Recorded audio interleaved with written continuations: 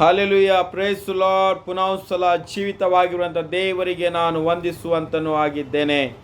ಈ ಒಂದು ಭಾನುವಾರ ದಿವಸ ನಾವು ದೇವರನ್ನು ಆರಾಧಿಸೋದಕ್ಕೆ, ಕೊಂಡಾಡೋದಕ್ಕೆ ಆತನ ಪಾದದಲ್ಲಿ ಬಂದು ನಾವು ಸೇರುವಂತರೂ ಆಗಿದ್ದೇವೆ. ಪ್ರಿಯರೇ, ನೀವು ಈ ಒಂದು ಕ್ಷಣದಲ್ಲಿ ನನ್ನ ಜೊತೆಯಲ್ಲಿ ಕೂಡಿರುವಾಗ ನಾವು ದೇವರನ್ನು ಸ್ತುತಿಸೋಣ, ದೇವರನ್ನು ನಾವು ಕೊಂಡಾಡೋಣ. ಕೀರ್ತನೆಯಲ್ಲಿ 8ನೇ ಭಾಗದಲ್ಲಿ ವಚನ 1ರಿಂದ ನಾವು 4 ವಚನದವರೆಗೆ ನಾವು ನೋಡಿಕೊಳ್ಳೋಣ. ಈ ಸಮಯದಲ್ಲಿ ನಮ್ಮ ಕರ್ತನಾದ ಯೆಹೋವನೇ, ನಿನ್ನ ನಾಮವು ಭೂಲೋಕದಲ್ಲೆಲ್ಲ ಎಷ್ಟೋ ಮಹಿಮೆ ಉಳ್ಳದು. ಆಕಾಶ ಮಂಡಲದಲ್ಲಿ ನಿನ್ನ ಪ್ರಭಾವವನ್ನು ಪ್ರಕಾಶಪಡಿಸಿದಿ. ನಿನಗೆ ವಿರೋಧವಾಗಿ ನಿಂತು ಮುಯಿ ತೀರಿಸುವ ವೈರಿಗಳ ಬಾಯನ್ನು ಕಟ್ಟುವುದಕ್ಕೋಸ್ಕರ ನೀನು ಬಾಲಕರ ಮತ್ತು ಮೊಲೆಕೂಸುಗಳ ಬಾಯಿಂದ ಬಲವಾದ ಸಾಕ್ಷಿಯು ಉಂಟು ಆಗುವಂತೆ ಮಾಡಿದಿ. ನಿನ್ನ ಕೈ ಕೆಲಸವಾಗಿರುವ ಆಕಾಶ ಮಂಡಲವನ್ನು ನೀನು ಉಂಟು ಮಾಡಿದ್ದಿ. ಚಂದ್ರ ನಕ್ಷತ್ರಗಳನ್ನು ನಾನು ನೋಡುವಾಗ ಮನುಷ್ಯನು ಎಷ್ಟೋ ಮಾತ್ರದವನು, ಅವನನ್ನು ನೀನು ಯಾಕೆ ನೆನೆಸಬೇಕು? ಮಾನವನು ಎಷ್ಟವರನ್ನು ಅವನಲ್ಲಿ ಯಾಕೆ ಲಕ್ಷ್ಯವಿಡಬೇಕು? ಹೌದು, ದೇವರ ಮುಂದೆ ನಾವು ಬರುವಾಗ ನಾವು ಎಷ್ಟು ಸಣ್ಣವರೋ, ಎಷ್ಟೋ ನಾವು ಚಿಕ್ಕವರೋ, ಆದರೆ ದೇವರು ನಮ್ಮನ್ನು ಉಂಟು ಮಾಡಿದ್ದಾನೆ. ಆತನನ್ನು ನಾವು ಮಹಿಮೆ ಪಡಿಸುವುದಕ್ಕಾಗಿ ದೇವರು ನಮ್ಮನ್ನು ಉಂಟು ಮಾಡಿದ್ದಾನೆ. ಈ ಒಂದು ಸಮಯದಲ್ಲಿ ನಾವು ಕನ್ನಡ ರಾಗದಲ್ಲಿ ಆರಾಧನಾ ನಮನ, ಆರಾಧನಾ ನಮನ ಈ ಒಂದು ರಾಗವನ್ನು ಹಾಡಿಕೊಳ್ಳೋಣ. ಆರಾಧನಾ ನಮನ, ಆರಾಧನಾ ನಮನ, ಆರಾಧನೆ ಪ್ರಭು ಕ್ರಿಸ್ತಕ್ಕೆ. ನಾವು ಚಪ್ಪಾಳೆ ತಟ್ಟುಕೊಂಡು ದೇವರನ್ನು ನಾವು ಈ ಸಮಯದಲ್ಲಿ ಮಹಿಮೆ ಪಡಿಸೋಣ.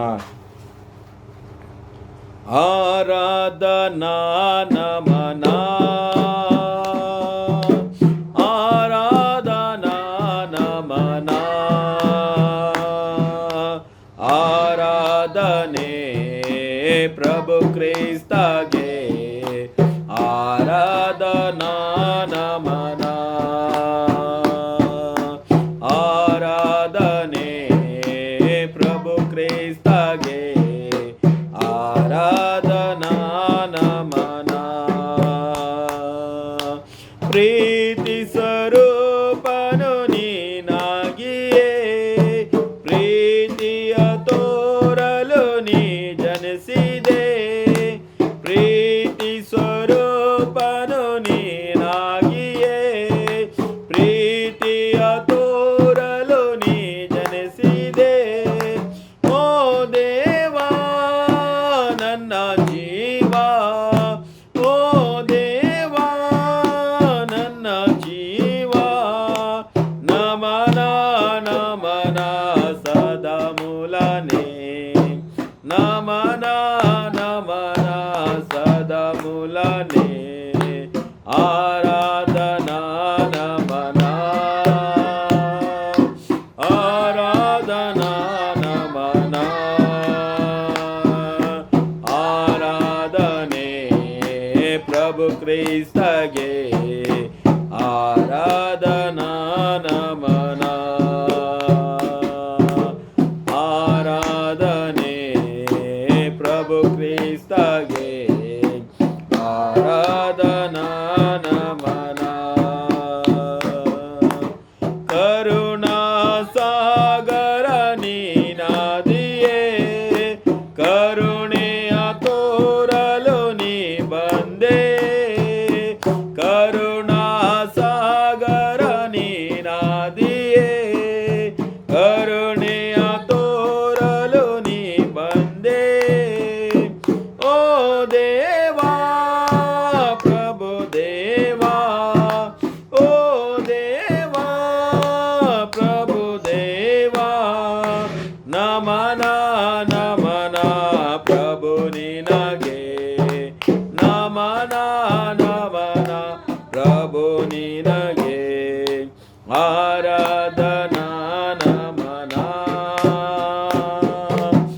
ಆರಾಧನಾ ನಮನ, ಆರಾಧನೆ ಪ್ರಭು ಕ್ರಿಸ್ತಗೆ, ಆರಾಧನಾ ನಮನ, ಆರಾಧನೆ ಪ್ರಭು ಕ್ರಿಸ್ತಗೆ, ಆರಾಧನಾ ನಮನ. ಮಹಿಮೆಯ ದೀಪ್ತಿಯು ನೀನಾದಿಯೇ, ದೀಪ್ತಿಯ ಎಲ್ಲೆಡೆ ನೀ ಬೆಳಕು. ಮಹಿಮೆಯ ದೀಪ್ತಿಯು ನೀನಾದಿಯೇ, ದೀಪ್ತಿಯ ಎಲ್ಲೆಡೆ ನೀ ಬೆಳಕು. ಓ ದೇವಾ ಯೇಸು ದೇವಾ, ಓ ದೇವಾ ಯೇಸು ದೇವಾ, ನಮನ ನಮನ ಯೇಸು ನಿನಗೆ, ನಮನ ನಮನ ಯೇಸು ನಿನಗೆ, ಆರಾಧನಾ ನಮನ, ಆರಾಧನಾ ನಮನ, ಆರಾಧನೆ ಪ್ರಭು ಕ್ರಿಸ್ತಗೆ, ಆರಾಧನಾ ನಮನ, ಆರಾಧನೆ ಪ್ರಭು ಕ್ರಿಸ್ತಗೆ, ಆರಾಧನಾ ನಮನ. ಈ ಒಂದು ರಾಗದ ಮೂಲಕ ನಾವು ದೇವರನ್ನು ನಾವು ಸ್ತುತಿಸಿರುವಾಗ ಆತನನ್ನು ನಾವು ಸಂಪೂರ್ಣ ಮನಸ್ಸಿಂದ ನಾವು ಕೊಂಡಾಡುವಂತರಾಗಿದ್ದೇವೆ. ಈ ಒಂದು ಕ್ಷಣದಲ್ಲಿ ನಾವು सत्यवेदವನ್ನು ನಾವು ಕೇಳಿಸಿಕೊಳ್ಳೋಣ. इस समय जो है प्रभु के वचन को हम सुनेंगे. ಕೀರ್ತನೆಯಲ್ಲಿ 145ನೇ ಭಾಗ, ಅದರಲ್ಲಿ 1ರಿಂದ 6 ವಚನಗಳು. भजन संहिता उसका 145, 1 से लेकर 6 वचन. ಕೀರ್ತನೆಯಲ್ಲಿ 145ನೇ ಭಾಗ 1ರಿಂದ 6 ವಚನಗಳು. Psalms 145 verses 1 to 6. 145 1ರಿಂದ 6 ವಚನಗಳು ನಾವು ಈ ಸಮಯದಲ್ಲಿ ನೋಡಿಕೊಳ್ಳೋಣ. ನನ್ನ ದೇವರೇ, ಒಡೆಯನೇ, ನಿನ್ನನ್ನು ಘನಪಡಿಸುವೆನು. ನಿನ್ನ ನಾಮವನ್ನು ಯುಗಾಯುಗಾಂತರಗಳಲ್ಲಿಯೂ ಕೊಂಡಾಡುವೆನು. ದಿನಪ್ರತಿ ನಿನ್ನನ್ನು ಕೀರ್ತಿಸುವೆನು. ನಿನ್ನ ನಾಮವನ್ನು ಯುಗಾಯುಗಾಂತರಗಳಲ್ಲಿಯೂ ಸ್ತುತಿಸುವೆನು. ಯೆಹೋವನು ಮಹೋನ್ನತನು, ಮಹಾಸ್ತುತಿ ಪಾತ್ರನೂ ಆಗಿದ್ದಾನೆ. ಆತನು ಮಹತ್ವ ಅಪಾರವಾದದ್ದು. ಜನರು ಪರಂಪರೆಯವಾಗಿ ನಿನ್ನ ಕೃತ್ಯಗಳನ್ನು ಹೊಗಳುವರು, ನಿನ್ನ ಮಹತ್ಕಾರ್ಯಗಳನ್ನು ವರ್ಣಿಸುವರು. ನಾನು ನಿನ್ನ ಮಹಾಪ್ರಭಾವಯುಕ್ತವಾದ ಮಹಿಮೆಯನ್ನು, ಅದ್ಭುತ ಕಾರ್ಯಗಳನ್ನು ಧ್ಯಾನಿಸುವೆನು. ಮನುಷ್ಯರು ನಿನ್ನ ಭಯಂಕರ ಕೃತ್ಯಗಳಲ್ಲಿ ಕಂಡುಬಂದ ಪಾತ್ರವನ್ನು ಕೊಂಡಾಡುವರು. ನಾನು ನಿನ್ನ ಮಹತ್ತನ್ನು ಪ್ರಸಿದ್ಧಪಡಿಸುವೆನು ಎಂಬುದು. ಓದಿರುವಂಥ ಭಾಗವನ್ನು ದೇವರು ನಮ್ಮ ಆತ್ಮಿಕ ಆಹಾರಕ್ಕಾಗಿ ಆಶೀರ್ವಾದ ಮಾಡಲಿ. ಪ್ರಿಯರೇ, ನಾವು ದೇವರ ವಚನದಲ್ಲಿ ನಾವು ಈ ಒಂದು ಕ್ಷಣದಲ್ಲಿ ನಾವು ಧ್ಯಾನಿಸುವಂತರು ಆಗಿದ್ದೇವೆ. ಈ ಒಂದು ವಾಕ್ಯವನ್ನು ನಾವು ಓದಿದ್ದೇವೆ. ಜನಾಂಗಗಳಿಗೆ ಪ್ರಸಿದ್ಧಪಡಿಸುವಂಥ ದೇವರ ಅದ್ಭುತ ಕಾರ್ಯಗಳನ್ನು कीर्तनगारनु ತಿಳಿಸುವಂತನು ಆಗಿದ್ದಾನೆ. परमेश्वर जो है पीढ़ी से पीढ़ी लोगों को जो है अपनी कृत्य के बारे में बताएगा और भजनकार भी यही कहता है कि मैं जो है उसकी स्तुति करूँगा, मैं बताऊँगा, गाऊँगा, उसके उन्नत कार्य को ऊंचा उठाऊँगा कर भजनकार कहता है। क्या केवल भजनकार कहता है? अगर हम बाइबल में देखेंगे तो परमेश्वर ने जो है जनरेशन टू जनरेशन, पीढ़ी से लेकर पीढ़ी ಅಂದರೆ ಜನ ಸಮೂಹದಿಂದ ಜನ ಸಮೂಹಕ್ಕೆ ಆತನು ವಾಗ್ದಾನ ಮಾಡುವಂಥ ನಮ್ಮ ದೇವರು ಆಗಿದ್ದಾನೆ. ಆತನು ಒಬ್ಬರಿಂದ ಸಂಬಂಧವನ್ನು ಕಟ್ಟಿರುವಾಗ ಆತನು ತನ್ನ ಆ ಒಂದು ಮನುಷ್ಯನ ಇಡೀ ಸಂತಾನ ಜೊತೆಯಲ್ಲಿ ಆತನ ಸಂಬಂಧವನ್ನು ಕಟ್ಟುವಂತನು ಆಗಿದ್ದಾನೆ. ನಾವು ನೋಡ್ತೇವೆ ಏನಂದರೆ, ನಾವು ಉತ್ಪತ್ತಿ ಆದಿಕಾಂಡದಲ್ಲಿ ನಾವು ನೋಡ್ತೇವೆ, ಅಲ್ಲಿ 12ನೇ ಸಂಧಿಯಲ್ಲಿ ಅಬ್ರಹಾಮನನ್ನು ದೇವರು ಕರೆದಿರುವಾಗ, ವಾಗ್ದಾನ ಮಾಡಿರುವಾಗ ಆತನು ಕೇವಲ ಅಬ್ರಾಹ್ಮನಿಗೆ ಅಷ್ಟೇ ವಾಗ್ದಾನ ಅಂದರೆ ಪ್ರಾಮಿಸ್ ಅಷ್ಟೇ ಆತನು ಮಾಡಲಿಲ್ಲ.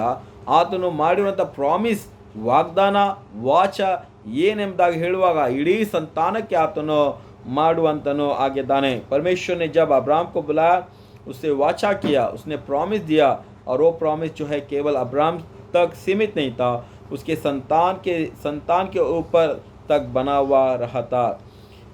तो जनरेशन टू जनरेशन परमेश्वर जो है हमको बताता है, सिखाता है और वो हमें स्मरण भी दिलाता है।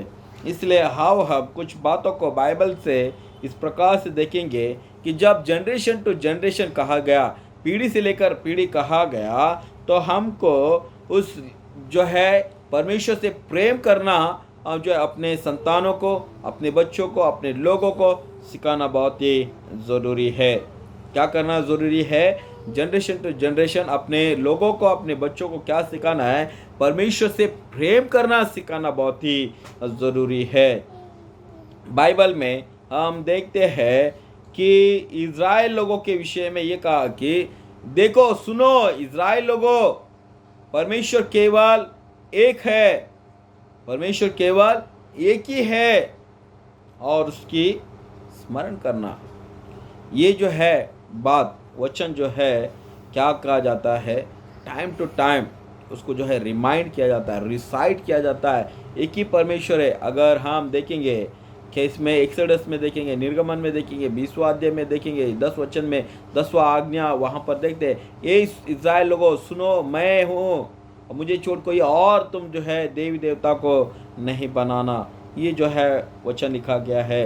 ಧರ್ಮೋಪದೇಶ ಕಾಂಡದಲ್ಲಿ 6ನೇ ಸಂಧಿಯ 4ನೇ ವಚನದಿಂದ 6 ವಚನಗಳಲ್ಲಿ ನಾವು ನೋಡ್ತೇವೆ, ಒಂದು ಪ್ರಾರ್ಥನೆ ಅಥವಾ ಒಂದು ಮಾತು, ಕಡೆಯ ಮಾತು ಏನಂದರೆ ಇಸ್ರಾಯೇಲ್ಗೆ ನಮ್ಮ ದೇವರಾದ ಯೆಹೋವನೊಬ್ಬನೇ ದೇವರು ಎಂಬುದಾಗಿ।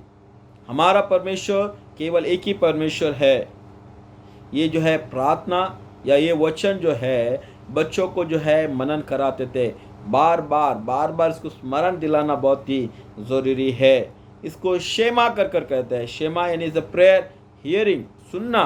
हम देखते हैं डेली इसको बोलना ज़रूरी है कि मेरा परमेश्वर एक ही परमेश्वर है, वो दयालु है, वो प्रेमी परमेश्वर है जो मुझे चलाता है, वो अपनी बातों को कायम रखता है, जो अपनी वाचा को जो उसने किया है उसको पूरा करता है।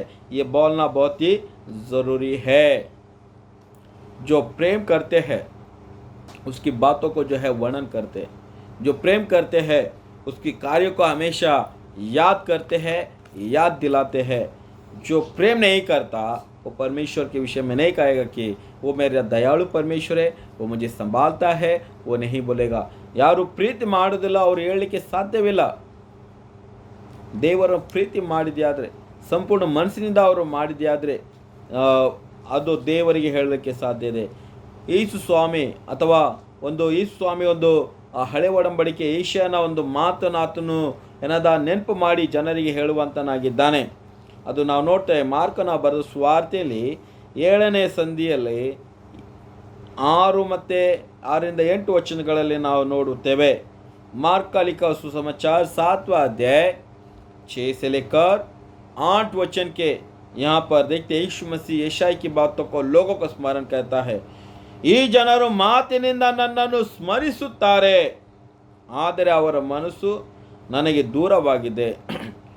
ಮನುಷ್ಯರು ಕಲ್ಪಿಸಿದ ಕಟ್ಟಳೆಗಳನ್ನು ಅವರು ಬೋಧಿಸುವುದರಿಂದ ನನಗೆ ಭಕ್ತಿ ತೋರಿಸುವುದು व्यर्थ ಎಂಬುದೇ।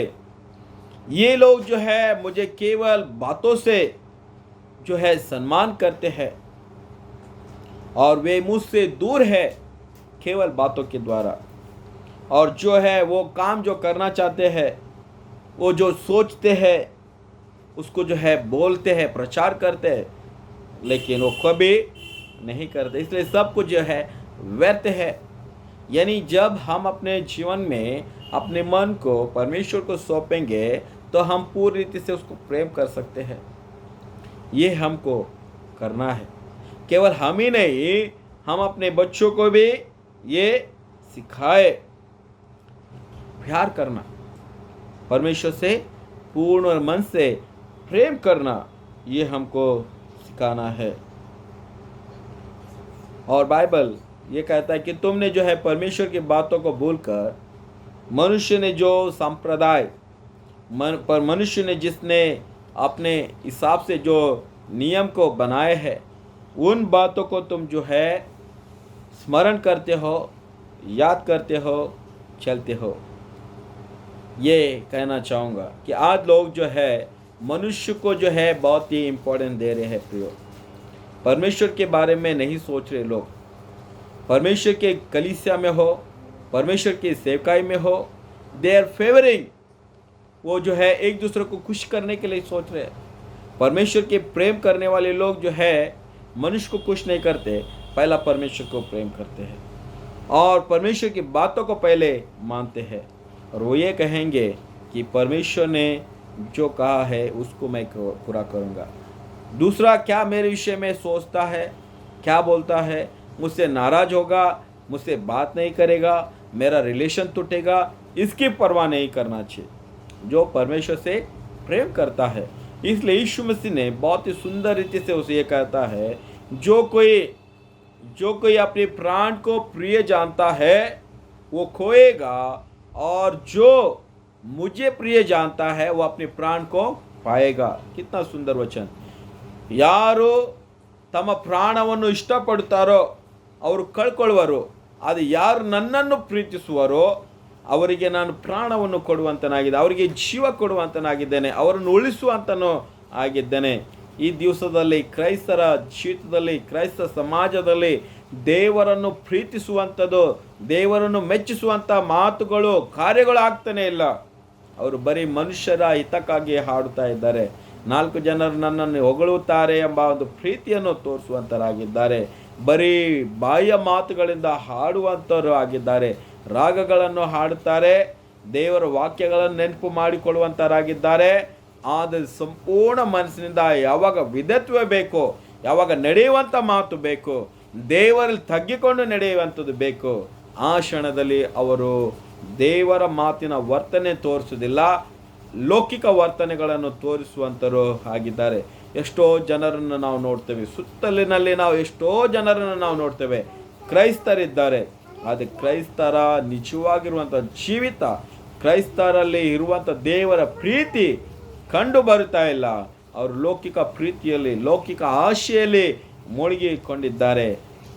ಇದಕ್ಕಾಗಿ ನಾನು ಹೇಳ್ತಾ ಇದ್ದೇನೆ, ಏನದ ದೇವರು ಆತನು ಒಬ್ಬನನ್ನು ಆರಿಸಿಕೊಂಡಿದೆ, ಆದರೆ ಇಡೀ ಸಂತಾನವನ್ನು, ಕುಟುಂಬವನ್ನು ಆರಿಸಿಕೊಳ್ಳುವಂತನಾಗಿದ್ದಾನೆ।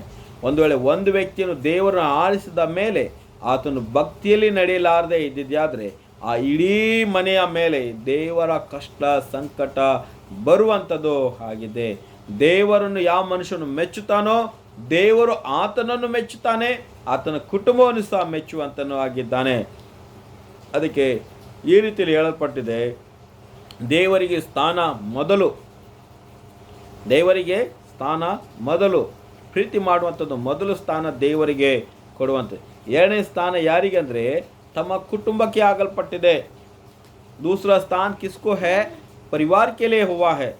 इसलिए जो है पहला परमेश्वर से प्रेम करे, परमेश्वर को जो है अपना जीवन को समर्पण करे। एक व्यक्ति के बारे में मैं कई बार कह चुका हूँ, ನಾನು ಒಂದು ವ್ಯಕ್ತಿಯ ವಿಷಯದಲ್ಲಿ, ಸಾಕ್ಷ್ಯ ವಿಷಯದಲ್ಲಿ ನಾನು ಎಷ್ಟೋ ಸಲ ನಾನು ಹೇಳಿದ್ದೇನೆ। ಅದು ಏನೆಂಬುದಾಗಿ ಹೇಳುವಾಗ, ಎಂ ಪೌಲುಸ್ ಎಂಬ ಮನುಷ್ಯನು, ಆತನು ಎಲ್ಲಿ ಅಂದರೆ ಕೇರಳನಲ್ಲಿ ನಿವಾಸ ಮಾಡ್ತಾ ಇದ್ದ। ಕೇರಳನಲ್ಲಿ ದೇವರು ಆತನಿಗೆ ಕರೆ ಕೊಟ್ಟನು, ನೀನು ಸೇವೆಗೆ ಬಾ, ನೀನು ಸೇವೆಗೆ ಬಾ ಎಂಬುದಾಗಿ। ಆತನು 1 ವರ್ಷ ಸ್ವಾಮಿ, 2 ವರ್ಷ ಎಂಬುದಾಗಿ ಆತನು ಪ್ರಾರ್ಥನೆ ಮಾಡ್ತಾ ಇದ್ದ। ನನ್ನ ಕೆಲಸ ನಾನು ಮುಕ್ತಾಯ ಮಾಡಿಕೊಳ್ತೇನೆ, ನನ್ನ ಮನೆಯನ್ನು ನಾನು ಸೆಟ್ ಮಾಡ್ತೇನೆ, ನನ್ನ ಮುಪ್ಪು ಪ್ರಾಯದಲ್ಲಿರುವಂಥ ತಂದೆ ತಾಯಿಯನ್ನು ಸ್ವಲ್ಪ ನೋಡಿಕೊಳ್ತೇನೆ ಎಂಬುದಾಗಿ 1 ವರ್ಷ, 2 ವರ್ಷ, 3 ವರ್ಷ ಆತನು ಇದೇ ರೀತಿಯಲ್ಲಿ ತಳ್ಳಿಕೊಂಡು ಹೋದನು। ಆದರೆ ದೇವರು ಆತನಿಗೆ ಬಲವಾಗಿ ಆತನನ್ನು ಕರೆ ಕೊಟ್ಟನು। परमेश्वर ने एकदम बहुत ही मजबूती से कहा कि तू चल, तो अगर अपने माता पिता को, अपने घर, अपना काम को अगर तू प्रिय बनेगा तो तू मुझे कभी जो है सेवा नहीं कर पाएगा। और वो एम पौलुस व्यक्ति जो है जवानी में उसने क्या किया, अपने घर में जब वो सो रहा था, वो जो है ये क्या, आधी रात में उसने जो है उठा और एक जो है छोटा सा बैग लेकर, कपड़े का बैग लेकर उसने जो है और अपने घर से निकल पड़ा। और हम देखते हैं उसके पिता को मालूम था कि ये सेवा जाना चाहता है, लेकिन कुछ बातों के लिए रुक रहा है। और उस दिन उसको पता चला कि मेरा बेटा हमको छोड़कर जा रहा है। और पिताजी उसी जो है पहने हुए लुंगी में वो जो है बेटा का पीछे चलने लगा।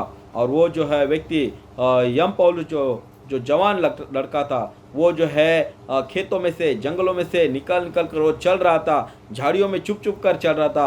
और उसको पता लगा कि पिताजी पीछे से आ रहा है, शब्द आ रहा है, तो वो और तेजी करने लगा और उसका बुजुर्ग पिताजी भी उसके पीछे चलने लगा। फिर उसके बाद में हम देखते हैं कि एक रोड पर वो खड़ा रहा, एक रोड पर वहाँ पर खड़ा रहा और वो जैसे जो है बस वहाँ पर आया, शहर जाने वाला बस, तो वो समय में जब ये जवान लड़का उस बस में चढ़ा तो पिताजी भी जो है भाग कर आकर उस बस को चढ़ गया, और पिताजी उसको नहीं पकड़ना चाहिए कर वो जो है आगे आगे लोगों के बीच में आगे जाके एकदम आगे खड़ा रहा। और जो है वहाँ से कंडक्टर जो है उसने जो है टिकट लेना शुरुआत किया, और टिकट लेते लेते उसने उसने जो अपना खुद का टिकट निकला, लेकिन अपना पिता का टिकट नहीं निकला। और जो है वो कंडक्टर जो है टिकट निकालते निकालते उस बस में चला, और वहाँ देखते कि ये व्यक्ति बुजुर्ग व्यक्ति है। उससे पूछा कि टिकट के लिए पैसा दो, कहाँ जाना है? तो बोलता है कि मेरा बेटा वहाँ पर है। तो उसने कहा कि ठीक है, तो तुम जो है तुम अपना पैसा दो। तो वो बोलता है कि मेरे पास तो पैसा नहीं, मैं इससे आया हूँ बिना कपड़ा पहने, बस लुंगी में आ गया हूँ। तो कंडक्टर बोलता है कि आप पैसा तो दो या नीचे तो उतर जाओ। और उस समय में उस बुजुर्ग पिता को उसने जो है कंडक्टर नीचे उतरा, और जो आगे खड़ा हुआ लड़का वो सुन रहा था, और उसने देखा भी उसका पिताजी है आधे रास्ते में उतर गया है। और उसका मन बहुत ही टूट गया। उसने कहा कि मैं अपने पिता को, मैं अपना पिता नहीं बोल पा रहा हूँ, उसको अपने साथ में भी नहीं लेके जा रहा हूँ, और आधे रास्ते में उसको उतारना पड़ा। और वो जो है एम पौलुस रामेश्वरम नाम का जो है टप्पू, हम देखते हैं इंडिया का जो आखिरी बॉर्डर जो है, जो कनेक्शन जो हुआ है, जो राम सेतु जो कहते हैं, एडम ब्रिज कर भी कहते हैं, रामेश्वरम कर उस जगह पर जाकर मछुआरी लोगों में वो सेवा करने लगता है। और वो बहुत ही संकट से अपने जीवन को वहाँ बिताता। खाने का उसको दिक्कत था, रहने का जगह उसको दिक्कत था, लेकिन परेशानी में जो गवर्नमेंट का जो पोस्ट ऑफिस गिरा हुआ वैसे जगह पर वो रहकर अपनी सेवकाई को प्रारंभ किया। मैं ये कह रहा हूँ कि जो परमेश्वर से प्रेम करता है, पहला स्थान परमेश्वर को देता है, उसके बाद में उसके परिवार के लोगों को देता है। उसकी गवाही बहुत ही जो है लोगों को छुआ है, और बहुत से लोग उसके गवाही के द्वारा आज परमेश्वर के पास आए हैं। प्रियो, हमारा परमेश्वर संतान से संतानों को आशीष करता है, लेकिन जब उसके वचन पर हम चलेंगे तो निश्चय वो हमें, जो हमारे घर को, हमारे परिवार को, और वो चलाता रहेगा। और जो परमेश्वर ने हमारे अद्भुत कार्य हमारे जीवन में किया है उसको सिखाना भी ज़रूरी है। दूसरी बात, जो अपने बच्चों को सिखाना ज़रूरी है। एक बार इस प्रकार से हुआ, विमोचना कांड ಅದರ 3ನೇ ಸಂಧಿ 15ನೇ ವಚನದಲ್ಲಿ देखते हैं, एक्सोडस चैप्टर 3 वर्स 15, निर्गमन 3 अध्याय का 15 वचन, यहाँ देखते हैं मूसा जो है फरो राजा के सामने जाकर खड़ा रहकर ये कहता है कि मुझे यहोवा परमेश्वर ने भेजा है। और उसी तरह से वो लोगों को भी कहता है कि तुम्हारे पिता अब्राहम, इसहाक और याकूब का परमेश्वर ने तुम्हारे तक मुझे भेजा है कि तुम्हें मैं छुटकारा दो। फरो राजा को भी कहता है कि हमारा परमेश्वर ने जो है, जो अब्राहम को वाग्दान दिया, परमेश्वर मुझे तुम्हारे पास भेजा है। और उसके बाद में हम देखते हैं जो कुछ परमेश्वर मूसा को बताया करता, सिखाया करता, वो कहता था कि जाकर तुम उन लोगों को सिखाओ, उन्हें स्मरण दिलाओ कर। और मूसा आकर लोगों से वो परमेश्वर की बातों को हमेशा सिखाया करता था कि तुम इसकी आज्ञा को मानो, चलो कर जनरेशन टू जनरेशन, मतलब एक संतान से लेकर दूसरे संतान तक सिखाया करो कर जो है अब्राहम ने कई आज्ञा को जो हम देखते हैं दिया।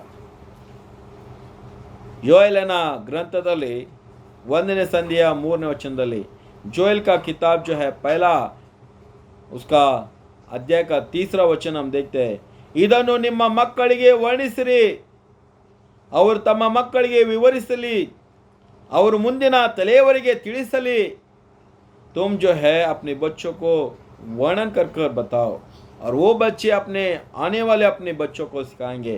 और जो इस प्रकार से संतान जो है वो सुनाते रहेंगे। ये बहुत ही सुंदर वचन हम देखते हैं। परमेश्वर के बारे में कौन अपने बच्चों को सिखाएगा? पहले हम सिखाना है, हमको भी सीखना है, और हम अपने बच्चों को सिखाएं। वो पीढ़ी जो है आने वाले पीढ़ी को बताएंगे। आज जो है क्या हुआ है, कुछ पीढ़ी जो है, कुछ माता पिता अच्छे बातों को अपने बच्चों को सिखाए, अपने भक्ति में लेकर आए। कुछ माता पिता, कुछ लोग जो है अपने बच्चों को नहीं सिखा पाए, वो भटक गए हैं, ಪರಮೇಶ್ವರ ಗೆ ಮಾರ್ಸೆ ಬಟ್ಟಗೆ ಅವರು ದೇವರ ದಾರಿಯಿಂದ ತಪ್ಪಿಕೊಂಡು ಹೋಗಿದ್ದಾರೆ. ಯಾಕಂದರೆ ಅವರು ಏನು ದೇವರಿಂದ ಕಲ್ತಿದ್ದಾರೋ ಅದು ನಡವಳಿಕೆ ಅವರು ಮಾಡಿಲ್ಲ. ಅದಕ್ಕೆ ಅವರ ಮಕ್ಕಳು ತಪ್ಪಿರುವಂಥ ದಾರಿಯಲ್ಲಿ ನಡೆದಿದ್ದಾರೆ. ಎಷ್ಟೋ ಜನರನ್ನು ನಾವು ನೋಡ್ತೇವೆ, ಭಕ್ತಿಯಲ್ಲಿ ನಡೆದರು, ಸಭೆಯಲ್ಲಿ ನಿಂತುಕೊಂಡರು, ಆದರೆ ಅವರ ಮಕ್ಕಳು ದೇವರಲ್ಲಿ ಪ್ರೀತಿ ಇಟ್ಕೊಂಡಿಲ್ಲ, ಅವರ ಮಕ್ಕಳು ದೇವರ ಮಾತನ್ನು ಕಲಿತುಕೊಂಡಿಲ್ಲ. ಈ ರೀತಿಯ ಸ್ಥಿತಿಗಳನ್ನು ನಾವು ನೋಡ್ತೇವೆ. ಕೆಲವು ಮಕ್ಕಳು ಈ ರೀತಿಲಿದ್ದಾರೆ, ನಮ್ಮಪ್ಪ ಈ ರೀತಿಲಿ ಸಭೆಗಾಗಿ ಮಾಡಿದ, ನಮ್ಮಮ್ಮ ಈ ರೀತಿಲಿ ಸಭೆಗಾಗಿ ಮಾಡಿದಳು. ಅವ್ರ ವಿಷಯದಲ್ಲಿ ಹೇಳ್ತಾರೆ, ಸ್ವಂತ ವಿಷಯದಲ್ಲಿ ಏನು? खुद के बारे में क्या है? अपने माता पिता के बारे में कहते कि वो कलीसिया के लिए किए, सभा के लिए किए, लोगों के लिए किए, उन्होंने बहुत अच्छा किया, लोग उसके विरोध में किए. अरे लोग किए, खुद तुम क्या कर रहे हो? अब क्या तुमने माता पिता का जो है उदाहरण को लेकर चल रहे हो? क्या उनके काम को तुम आगे बढ़ा रहे हो? क्या कर रहे हो? परमेश्वर तो करता है, ದೇವರು ಮಾಡ್ತಾನೆ. ಜನರೇಷನ್ ಟು ಜನರೇಷನ್, ಪೀಳಿಯಿಂದ ಪೀಳಿ, ಸಂತಾನದ ಸಂತಾನದಲ್ಲಿ ದೇವರು ಕಾರ್ಯ ಮಾಡ್ತಾ ಹೋಗ್ತಾನೆ. ಆತನ ಬಿಡುವುದಿಲ್ಲ. ಆದರೆ ನಾವು ಆತನನ್ನು ಬಿಟ್ಟಿದ್ದೇವೆ. ಎಲ್ಲಿಯಾದರೂ ನಾವು ತಪ್ಪಿಕೊಂಡು ಹೋಗಿದೆಯಾದರೆ ಪ್ರಿಯರೇ, ಈ ಒಂದು ಕ್ಷಣದಲ್ಲಿ ನೆನಪು ಮಾಡಿಕೊಟ್ಟು. कितने लोगों के बारे में उदाहरण हम देखे, सुने कि अच्छे हैं, उनके संतान कहाँ हैं? गायब है, कि अच्छे शिक्षण को नहीं पाए उन लोग, या कुछ लोग नटन कर कर जीवन को चलाए. इसलिए हमको आज जो है फिर से अपने मन को परिवर्तन करना बहुत ही ज़रूरी है. उस परमेश्वर के पास मुड़ना है. इज़राइल का परमेश्वर कहता है, आओ मेरे पास मन फिराओ, आओ कर कर कहता है. ನಾವು ದೇವರ ಹತ್ರ ನಾವು ಬರೋಣ. ದೇವರೇ, ನೀನು ಆಶೀರ್ವಾದ ಕೊಡುವಂಥ ದೇವರು, ಮಕ್ಕಳಿಂದ ಮಕ್ಕಳಿಗೆ ನೀನು ಕೊಡುವಂಥ ದೇವರು, ನಮಗೆ ಕೊಡು ಎಂಬುದಾಗಿ ನಾವು ಕೇಳಿಕೊಳ್ಳೋಣ. ಈ ಸಮಯದಲ್ಲಿ ನಾವು ನಮ್ಮ ತಲೆಯನ್ನು ಬಾಗಿಸಿಕೊಂಡು ಪ್ರಾರ್ಥನೆ ಮಾಡೋಣ.